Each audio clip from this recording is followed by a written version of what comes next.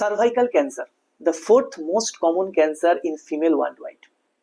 আমরা সারা পৃথিবীতে যে সমস্ত ক্যান্সার ম্যাক্সিমাম ডেথের জন্য রেসপন্সিবল, তার মধ্যে নাম্বার ফোর্থ হচ্ছে সার্ভাইকাল ক্যান্সার। এবং এটা মেনলি হয় সেটা হচ্ছে হিউম্যান প্যাপিলোমা ভাইরাস বা এইচপিভি ভাইরাসের ট্রান্সমিশনের ফলে। Today is the 4th March, the HPV awareness day. এই দিনটাতে আমার মনে হয় কি আই উইশ আমি যদি এই ভিডিওটা সমস্ত মানুষদের মধ্যে ছড়িয়ে দিতে পারতাম বা সবাইকে দেখাতে পারতাম যে বেসিক কয়েকটা স্ক্রিনিং টেস্ট, বেসিক কয়েকটা ল্যাব রিপোর্টের মাধ্যমে আমরা সার্ভাইকাল ক্যান্সারের মতো একটা ডেডলি ক্যান্সারকে প্রিভেন্ট করতে পারি এবং ইজিলি আমরা হেলদি লাইফ লিড করতে পারি।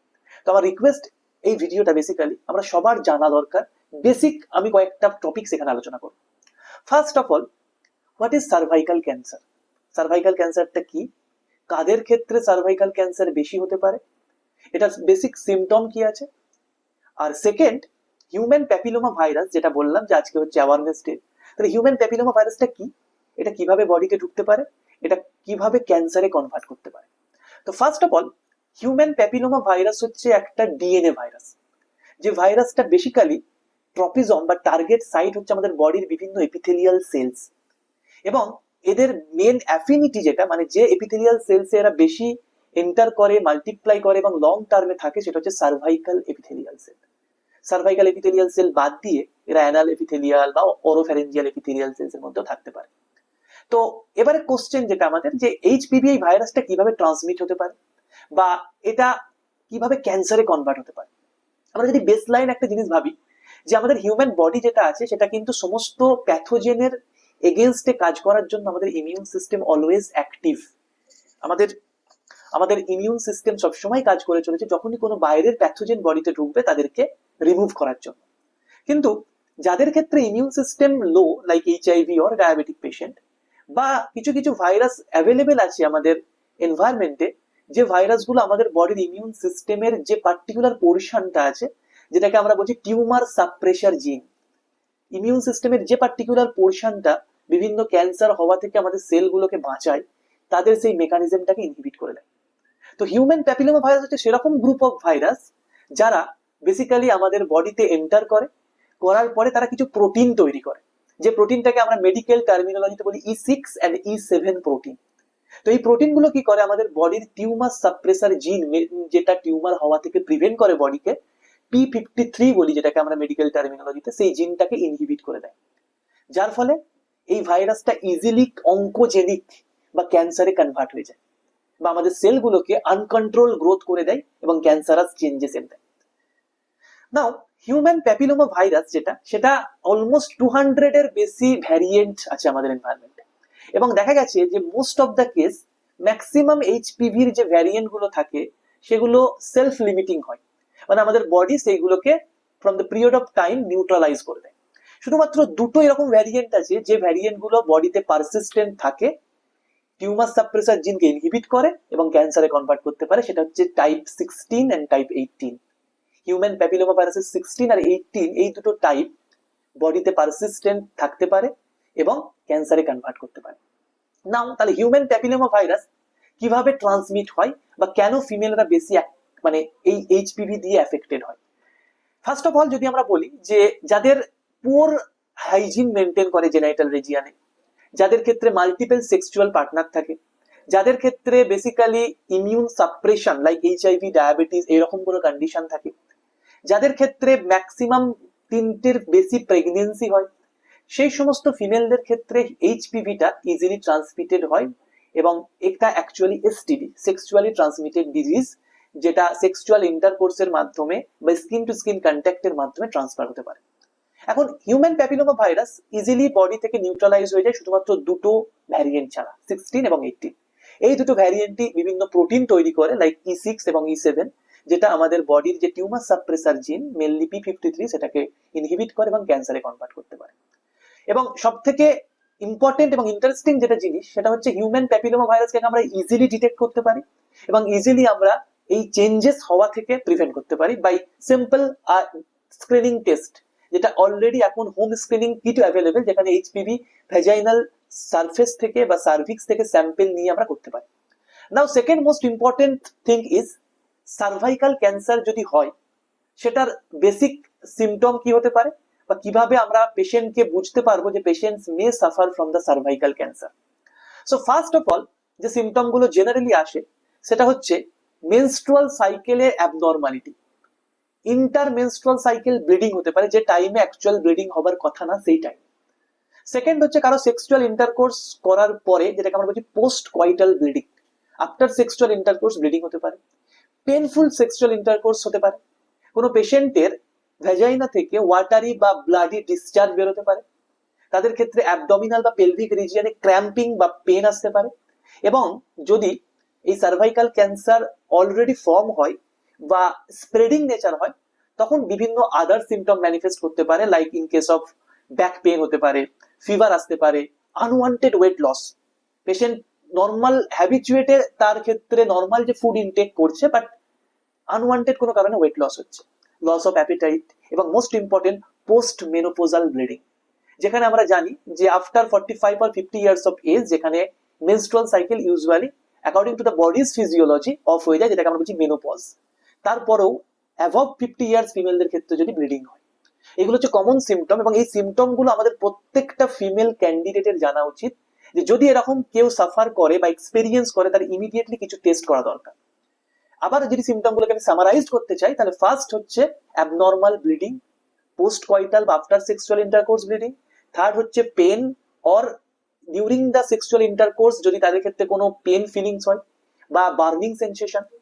দেন most important post menopausal bleeding, unwanted weight loss, and vaginal discharge, watery or bloody type of discharge, common symptoms.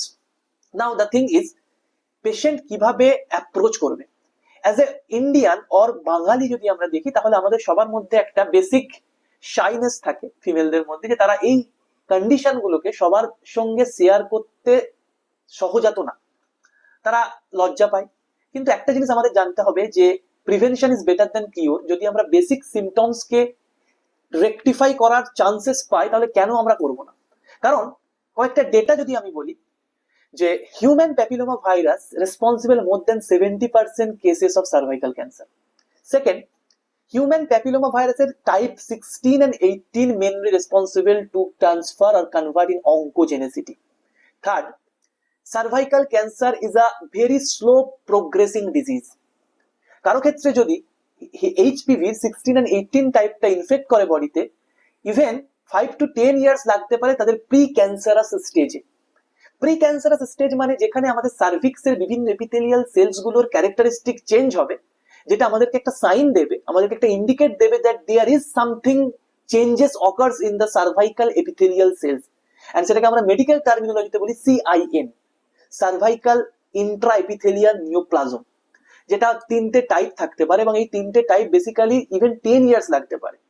এটাকে আমরা বলছি প্রি ক্যান্সারাস স্টেজ, তারপরে স্প্রেডিং হয়, ক্যান্সারসে কনভার্ট হয়। সুতরাং আমরা যদি এই টাইম পিরিয়ডে ডিটেক্ট করতে পারি, তাহলে বেটার প্রগনোসিস হবে, বেটার পেশেন্টের আউটকাম আসবে।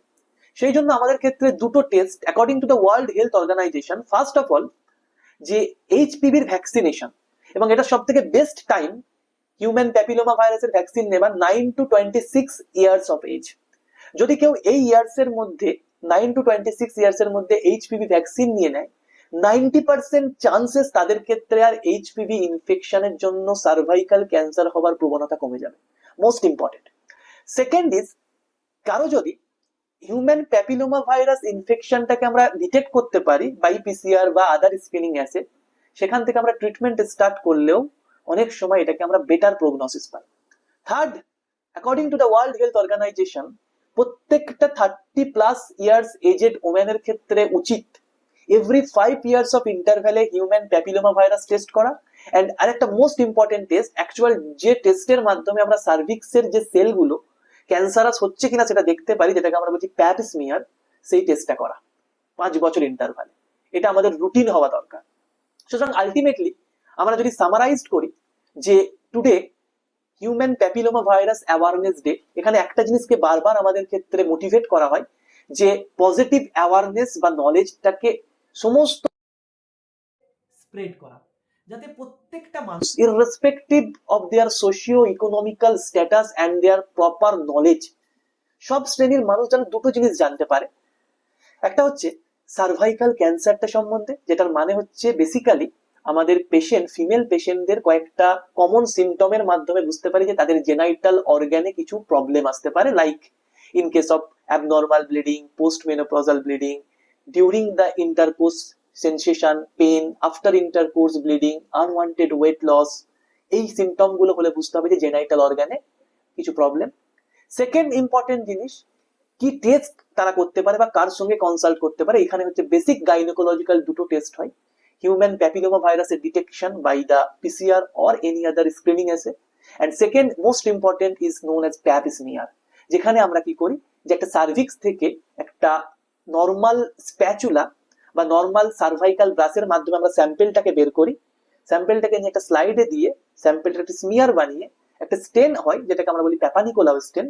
সেই স্টেনটা করার পরে মাইক্রোস্কোপে সেলগুলো দেখি, যদি দেখি যে সেলগুলোর সাইজ, শেপ, সেলের স্ট্রাকচার, সেলের নিউক্লিয়াস নর্মাল আছে, পেশেন্টকে আমরা রিপোর্ট দিই there is no things or no worry. আর যদি দেখি যে দেয়ার ইজ সার্টেন চেঞ্জেস, তখন আমরা ভাবি যে এটা কোন স্টেজ, সিন 1, সিন 2 না সিন 3।